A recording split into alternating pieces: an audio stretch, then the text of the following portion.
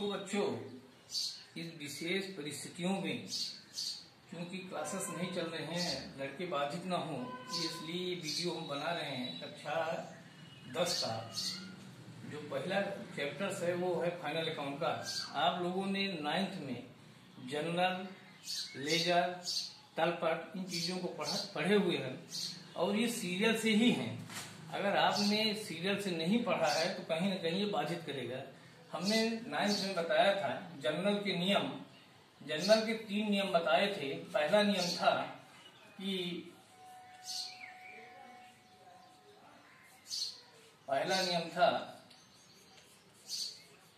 देने वाले को डेबिट एवं पाने वाले को क्रेडिट करते हैं। इसी प्रकार दूसरा है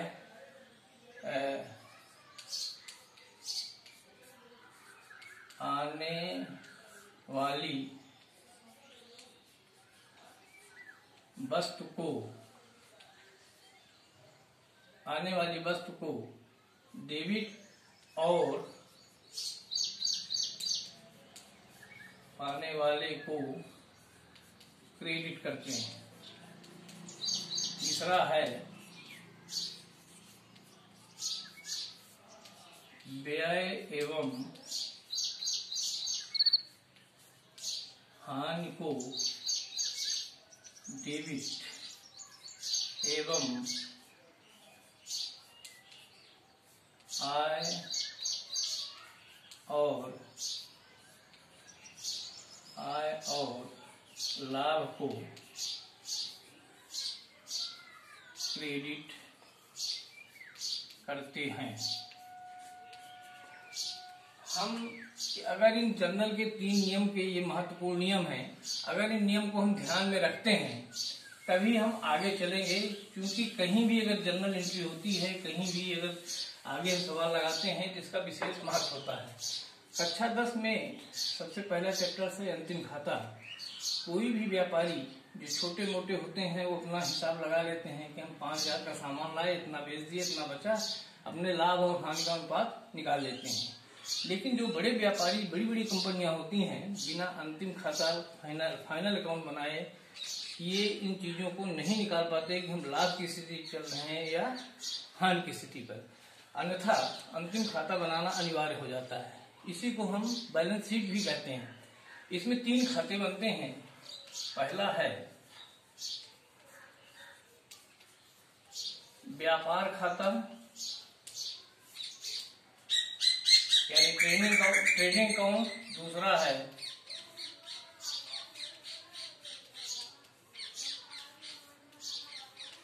लाभ हानि खाता और तीसरा होता है आर्थिक चिट्ठा। अब देखिए, सब में डेबिट और क्रेडिट, डेबिट और क्रेडिट, सब में डेबिट और क्रेडिट बनाए जाते हैं।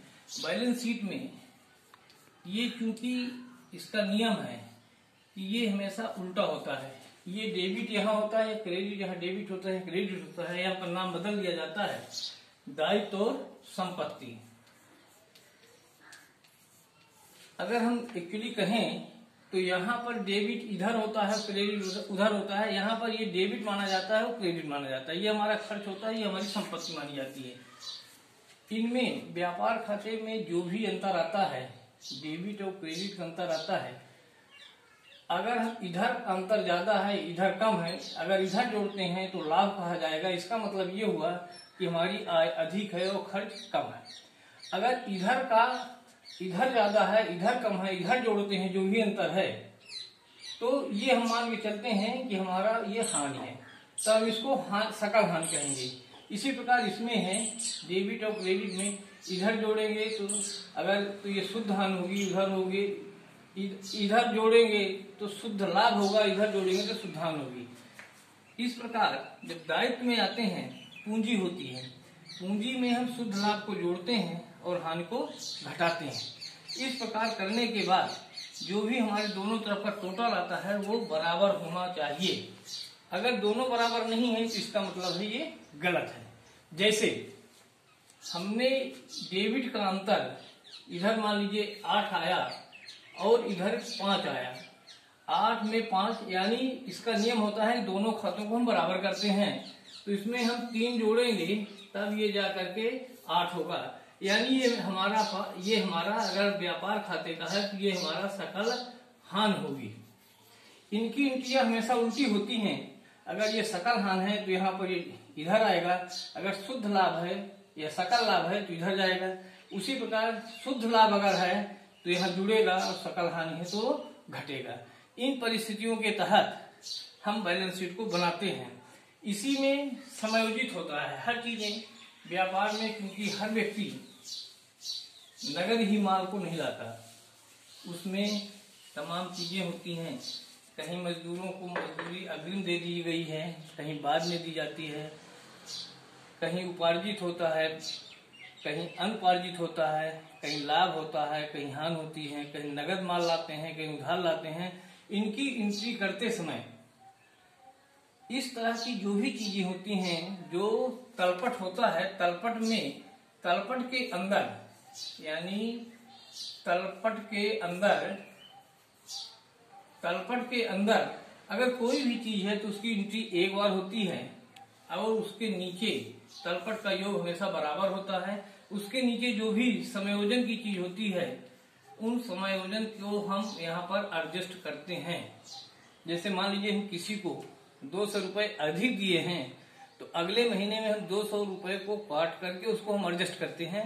उसी प्रकार इसमें होता है। इसमें नियम क्या है कि समायोजन में जो भी तलपट के बाहर चीजें होती हैं उनकी हम डबल एंट्री करते हैं।